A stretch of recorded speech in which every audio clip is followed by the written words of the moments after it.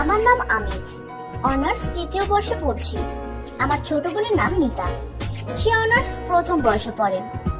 আমরা দুই ভাই বোন একই বিশ্ববিদ্যালয়ে পড়ছি। আমাদের ক্লাস 11টায় শুরু হয়। আমরা দু ভাই বোন একসাথে বিশ্ববিদ্যালয়ে যাওয়া আসা করি। আমাদের বিশ্ববিদ্যালয়ে যাওয়া আসার সুবিধার জন্য বাবা একটি মোটরসাইকেল কিনে দিয়েছেন। আমি মোটরসাইকেল চালাই আর আমার বোন মিতা আমার পিছনে বসে। এভাবেই আমরা বিশ্ববিদ্যালয়ে যাতায়াত করি। আমাদের আব্বু আর আম্মু দুজনেই চাকরি করেন, তাই তারা প্রতিদিন সকাল 8:30টার সময় অফিসের উদ্দেশ্যে বাসা থেকে বাহির হয়ে যান।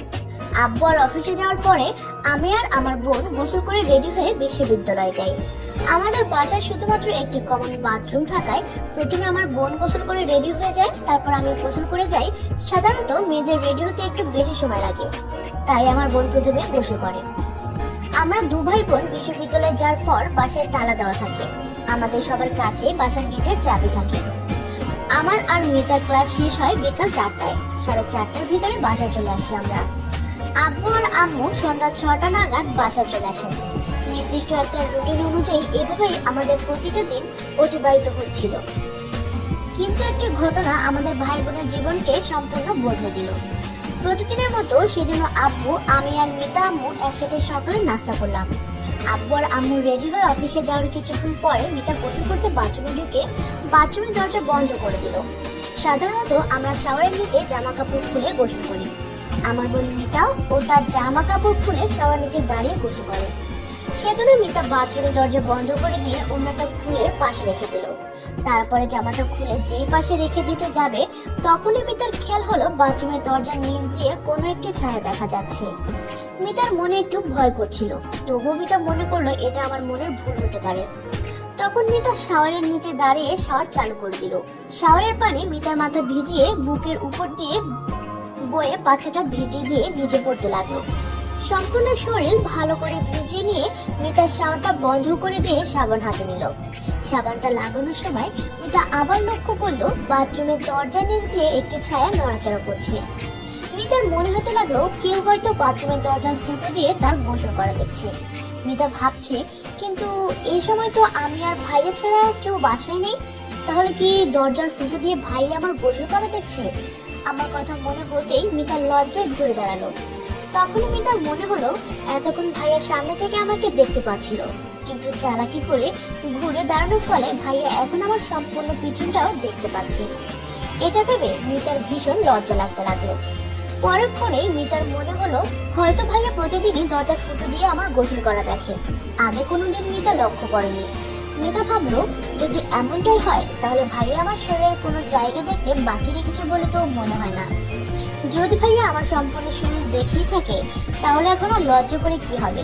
মিতা আরো ভাবতে লাগলো, কিন্তু আমার তো ভুলও হতে পারে, দরজার ওপাশে ভাইয়া নাও হতে পারে, মানে আমি হয়তো লাইটের আলো পরে কোনো একটা ছায়া দেখা যাচ্ছে। তাই মিতা এসব বাজে চিন্তা বাদ দিয়ে শাওয়ার চালু করে গোসল শেষ করে জামা কাপড় পরে নিল। যখন মিতা ওড়নাটা নিয়ে তার বুকের উপরে দিচ্ছিল তখন সে দেখলো দরজার নিচ থেকে ছায়াটা সরে গেল। তখন আমার বোন মিতার সন্দেহটা গভীর হলো। গোসল শেষ করে মিতা তার রুমে এসে রেডি হতে লাগলো। ওদিকে আমি গোসল করে রেডি হয়ে কিছুটা সময় পরে বিশ্ববিদ্যালয়ে যাওয়ার জন্য মিতাকে ডাকতে লাগলাম।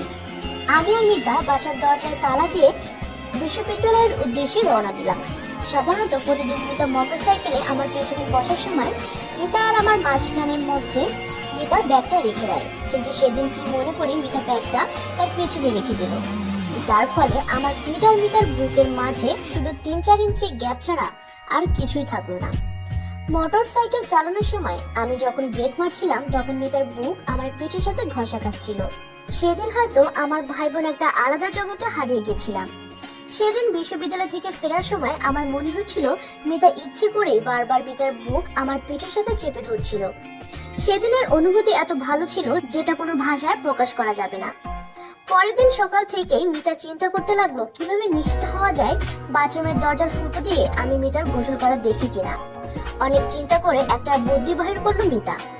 আব্বু আর আম্মু অফিসে চলে যাওয়ার পরে মিতা তার মোবাইল ক্যামেরাতে ভিডিও রেকর্ডিং চালু করে বাথরুমের বাইরে এমন জায়গায় রেখে দিল যেখান থেকে বাথরুমের দরজার বাইরে ফুটো দিয়ে কেউ মিতার গোসল করা দেখতে আসলে সেটা ক্যামেরাতে রেকর্ডিং হয়ে থাকবে। ক্যামেরা জায়গা মতো রেখে দিল মিতা, তারপরে গোসল করতে গেল। বাথরুমে ঢুকে দরজা বন্ধ করে দিল। মিতা তার জামা কাপড় খুলে দরজার দিকে তাকিয়ে দেখলো আবারও একটা ছায়া দেখা যাচ্ছে। মিতা গোসল শেষ করে বাথরুম থেকে বাইর হয়ে মোবাইলটা নিয়ে তার রুমে চলে গেল। মিতা ভিডিওটা চালু করে দেখলো সে বাথরুমে ঢুকে দরজা বন্ধ করে কিছুক্ষণ পরেই আমি এসে বাথরুমের দরজার ফুটো দিয়ে দেখতে দেখতে নিজের ট্রাউজারটা হাঁটু পর্যন্ত নামিয়ে হাতের কাজ করতে লাগলাম। আর এটা দেখে মিতার অনেক লোভ হলো। কাজ শেষে আমি তাড়াহুড়ো করে নিজের ট্রাউজারটা ঠিক করে বাথরুমের দরজার সামনে থেকে চলে গেলাম। এর একটু পরে মিতা বাথরুম থেকে বাহির হয়ে আসলো। ভিডিওটা দেখে মিতা গরম হয়ে গেল। মিতা তখন আয়নাতে নিজের মুখটা দেখতে লাগলো।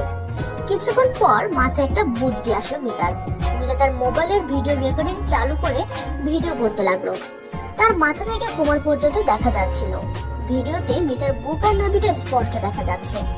আর মিতা বলল, আমি তোমার ছোট বোন, যদি আমাকে দেখতে তোমার ভালো লাগে তাহলে তুমি আমাকে সরাসরি দেখতে পারো ভাইয়া। চোরের মতো বাথরুমের দরজার ফুটো দিয়ে চুরি করে দেখার দরকার নেই। আই লাভ ইউ ভাইয়া। এইটুকু বলে একটা ফ্লাইং কিস দিয়ে ভিডিও রেকর্ডিং বন্ধ করে দিল মিতা। আমি আর মিতা বিশ্ববিদ্যালয়ে যাওয়ার জন্য রওনা দিলাম। মিতা মোটরসাইকেলের পিছন থেকে আমাকে জড়িয়ে ধরে চিন্তা করতে লাগলো কিভাবে ভাইয়াকে আমার ভিডিওটা দেখাবো। তখন আমি বললাম, কি মিতা, তোর ভয় লাগছে নাকি? মিতা বলল, না তো ভাইয়া, ভয় লাগছে না। আমি বললাম, তাহলে আমাকে এত জোরে ধরে রেখেছিস কেন? মিতা বলল, ধরে রাখতে ভালো লাগছে ভাইয়া। সারাদিন ক্লাস করে বিকালে আমরা বাসায় ফিরলাম। সারাদিন মিতার মনটা ছটফট করছিল। কিভাবে আমাকে তার ভিডিওটা দেখাবে সে বুঝতে পারছিল না। রাত 11টার দিকে মিতা বিছানায় শুয়ে ছটফট করতেছিল। তার কিছুতেই ঘুম আসছে না। মিতা তার ভিডিওটা চালু করে আবার একবার দেখে মনের মধ্যে অনেক সাহস নিয়ে আমার মোবাইলে মিতা ভিডিওটি পাঠিয়ে দিল। প্রায় 15 মিনিট হয়ে গেল, তবুও মিতার পাঠানো ভিডিওটা সিন হল না। মিতা ভাবতে লাগলো ভিডিওটা ভাইয়া দেখছে না কেন। মিতা বারবার দেখতে লাগলো। প্রায় 1 ঘন্টা পার হয়ে গেল, তবু ভিডিওটা সিন হলো না। তাহলে কি ভাইয়া মানে আমি ঘুমিয়ে পড়েছি নাকি, তাই ভাবছি মিতা। রাত 1টা পার হয়ে গেল, তবুও কোনো রেসপন্স পেল না মিতা। মিতা নিরাশ হয়ে ঘুমিয়ে পড়লো। পরের দিন সাপ্তাহিক ছুটি থাকায় আব্বু মিতা আমরা সবাই বাসাতেই ছিলাম। সবাই একসাথে সকালে নাস্তা করলাম। নাস্তা করার সময় মিতা আমার কোনো পরিবর্তন দেখতে পেল না। তার মানে আমি এখনো মিতার ভিডিওটা দেখিনি। সকাল 10টার দিকে মিতা তার রুমে বসেছিল। হঠাৎ মিতার মোবাইলে মেসেজ আসলো। মিতার মোবাইলটা হাতে নিয়ে দেখলো আমি মিতাকে মেসেজ পাঠিয়েছি। মিতার পাঠানো ভিডিওটা আমি রিপ্লাই দিয়ে লিখেছি, মিতা, এটা কি ধরনের পাগলামি? আমার মেসেজটা দেখে মিতার হার্টবিট বাড়তে লাগলো। আমি মিতার ভিডিওটা দেখছি। মিতা আমার মেসেজের রিপ্লাই দিয়ে সে ভিডিওটা পাঠিয়ে দিল, যেটাতে আমি বাথরুমের দরজার ফুটো দিয়ে মিতার গোসল করা দেখেছি। ভিডিওটা পাঠানোর সাথে সাথে আমি সিন করলাম। মিতা বুঝতে পারলো আমি ভিডিওতে দেখেছি। মিতা কিছুক্ষণ অপেক্ষা করলো, তখন কোনো রিপ্লাই দিলাম না। মিতা আমার রিপ্লাইয়ের জন্য অপেক্ষা করতে থাকলো। কিন্তু দুপুর পর্যন্ত আমি মিতাকে কোনো রিপ্লাই দিলাম না। শুধু ভাবতে লাগলাম আমাদের ভাই বোনের কাজ কিভাবে শুরু করা যায়। বন্ধুরা, আজ এই পর্যন্তই। পরের পর্বে আরো মজার গল্প হবে। কেমন লাগলো আজকের গল্প কমেন্টে জানান।